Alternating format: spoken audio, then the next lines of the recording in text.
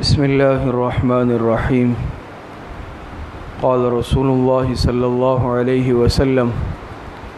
آیت المنافق ثلاث اذا حدث كذب واذا وعد اخلف واذا اؤتمن خان۔ جناب نبی کریم صلی اللہ علیہ وسلم کا ارشاد مبارک ہے کہ منافق کی تین نشانیاں ہیں: جب بات کرے تو جھوٹ بولے، جب وعدہ کرے تو اس کی خلاف ورزی کرے، اور جب اس کے پاس امانت رکھوائی جائے تو اس میں خیانت کرے۔ ابتدائی دو علامات جھوٹ اور وعدہ خلافی سے متعلق بات گزشتہ دروس میں آ چکی ہے۔ تیسری علامت حضور علیہ السلام نے نفاق کی یہ بتائی کہ جب اس کے پاس امانت رکھوائی جائے تو امانت میں خیانت کرے۔ اس سے یہ معلوم ہوتا ہے کہ خیانت یہ نفاق کی علامت اور نشانی ہے، اور یہ منافق کی علامت ہے، اور خیانت یہ گناہ کبیرہ ہے۔ پھر چاہے خیانت کی کوئی بھی صورت ہو، کسی نے کسی کے پاس کوئی چیز رکھوا دی اور اس نے اس مالک کی مرضی کے خلاف اس میں تصرف کر لیا، استعمال کر لیا، کمی بیشی کر لی، غلط استعمال کر لیا، یہ خیانت کہلاتا ہے۔ اور خیانت ایک سنگین اور بدترین جرم اور گناہ ہے۔ اسی طریقے سے اور بہت ساری مروجہ صورتیں ہمارے معاشرے میں ہیں جو خیانت کے زمرے میں آتی ہیں، اور عام طور پر ہم اسے خیانت نہیں سمجھتے۔ جیسے کہ انسان کسی ادارے میں ملازم ہے، چاہے سرکاری ادارہ ہے، تعلیمی ادارہ ہے یا پرائیویٹ ادارہ ہے، دفتری استعمال کے لیے چیزیں دی جاتی ہیں، اسٹیشنری کا سامان ہوتا ہے، دفتری استعمال کی چیزیں ہوتی ہیں، دفتر کے استعمال کے لیے بعض مرتبہ سواری یا گاڑی وغیرہ بھی دی جاتی ہے۔ اب یہ دفتر اور ادارے کے استعمال یا کمپنی کے استعمال کی چیزیں ہیں، لیکن ان چیزوں کو اپنی ذات کے لیے استعمال کرنا، گھر لے جانا، اپنے ذاتی کاموں میں استعمال کرنا، اس گاڑی کو اپنے ذاتی مقاصد اور کاموں کے لیے استعمال کرنا، یہ کتنا عام ہو چکا ہے۔ ان چیزوں کا بے دریغ استعمال، سرکاری وسائل ہیں، چیزیں ہیں، لیکن اسے اپنی ذات کے لیے استعمال کیا جاتا ہے، تو یہ سب خیانت ہے۔ اور اس میں جہاں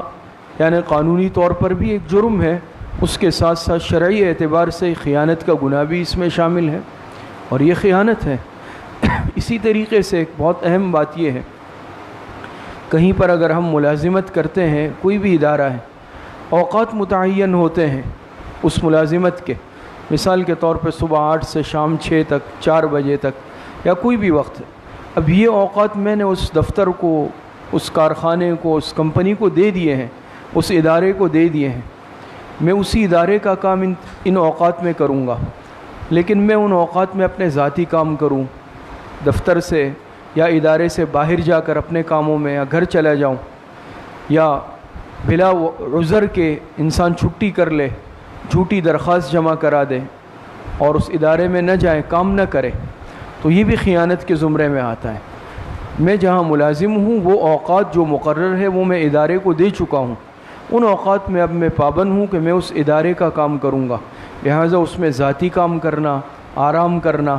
یا پھر بلا وجہ چھٹی کر لینا، یہ سب کے سب خیانت کے زمرے میں آتا ہے۔ اسی طریقے سے پیچھے حدیث آپ حضرات کے سامنے آئی تھی، المجالس بالامانہ،